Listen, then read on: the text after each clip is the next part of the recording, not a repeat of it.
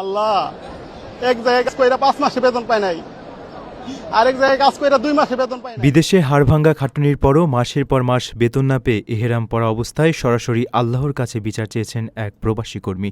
সম্প্রতি সামাজিক যোগাযোগ মাধ্যমে ছড়িয়ে পড়া একটি ভিডিওতে দেখা যায় ওই প্রবাসী প্রতারণার শিকার হয়ে তার দীর্ঘদিনের বকেয়া পারিশ্রমিকের জন্য আল্লাহর কাছে আক্ষেপ করছেন।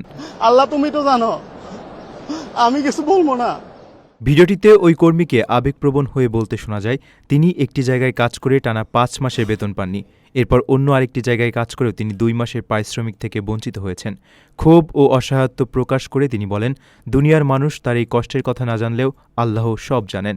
তাই নিজে আর কিছু না বলে এই প্রতারণার সুষ্ঠু বিচার তিনি আল্লাহর উপরই ছেড়ে দিয়েছেন। এটার পিছত তুমি কইরো।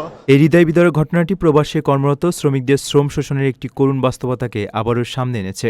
হাড়ভাঙা পরিশ্রমের পরও ন্যায্য পাওনা না পেয়ে অনেক প্রবাসীকেই এমন মানবেতর ও অসহায় পরিস্থিতির মুখোমুখি হতে হয়, যার কোনো আইনি সুরাহা না পেয়ে শেষ পর্যন্ত তারা আল্লাহর কাছেই আশ্রয় খোঁজেন। আল্লাহ এই দুনিয়ার মানুষ না জানো, আল্লাহ তুমি তো জানো, আমি কিছু বলবো না।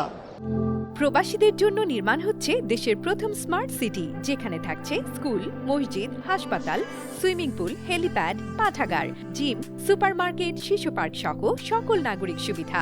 মাত্র 30 লাখ টাকা বিনিয়োগে মিলছে আকর্ষণীয় ফ্ল্যাট। প্লাটিনাম ইনভেস্টরদের জন্য ঢাকা বিমানবন্দরে ভিআইপি প্রোটোকল সুবিধা। বিস্তারিত জানতে যোগাযোগ করুন স্ক্রিনে দেয়া হোয়াটসঅ্যাপ অথবা ইমো নাম্বারে।